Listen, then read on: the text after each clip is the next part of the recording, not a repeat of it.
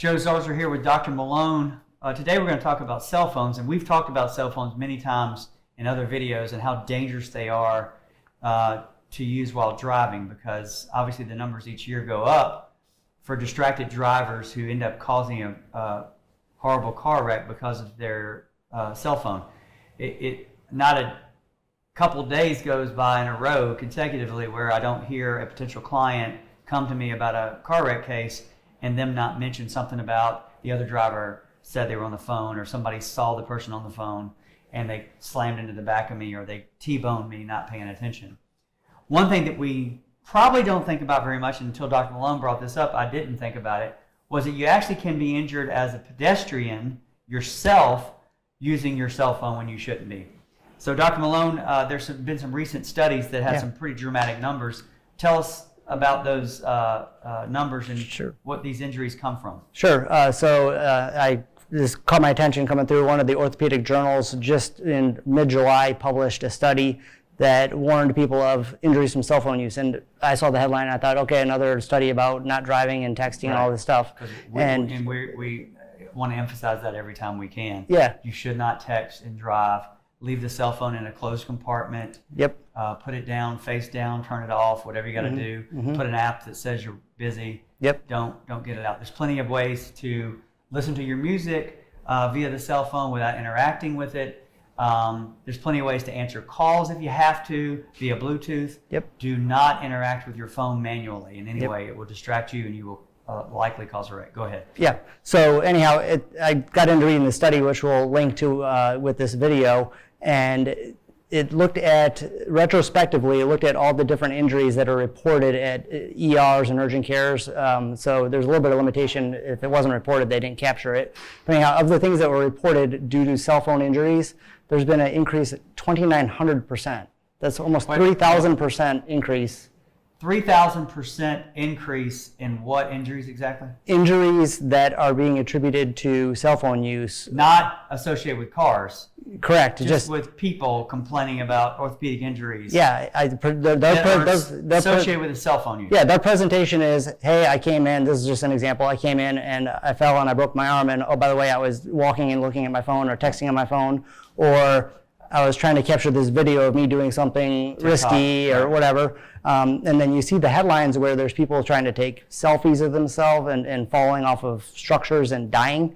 That's these kind of injuries. That's what they're talking about. And there's been almost a 3,000% increase in those kind of injuries. Yeah, and the prime age group is 13 to 29. And so to know that is out there just for self-injury or injury while using a phone when you're not in a car prompted me to look at the 2019 data that was published from the National Highway Traffic Safety Administration, which showed that in 2019 alone, we had almost 600 pedestrians killed, people, non-occupants of cars, killed because someone was in their car using a cell phone. All right, and that goes back to what we talked about earlier. But the purpose of this study and this video is to urge people that are playing Pokemon Go or that are doing some kind of YouTube video on a skateboard or stuff like that, to remember there's almost a 3,000% increase in injuries associated with these kind of activities. Yeah. So how do you prevent this from happening? Don't use your cell phone in high-risk type activities like skateboarding, walking on the street, walking in areas.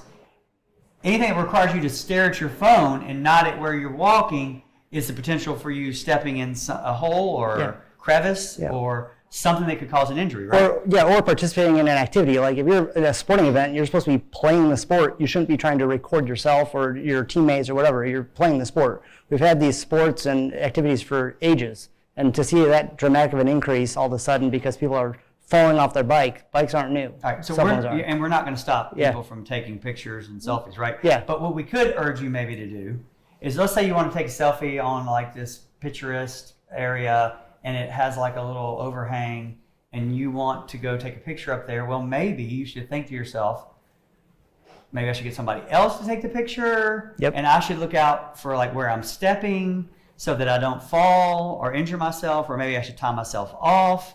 Maybe they can't see me. being tied off, but maybe it looks like I'm not tied off, and I am tied off. I mean, so our point is people are engaging in risky behavior because of cell phones many times. Yep.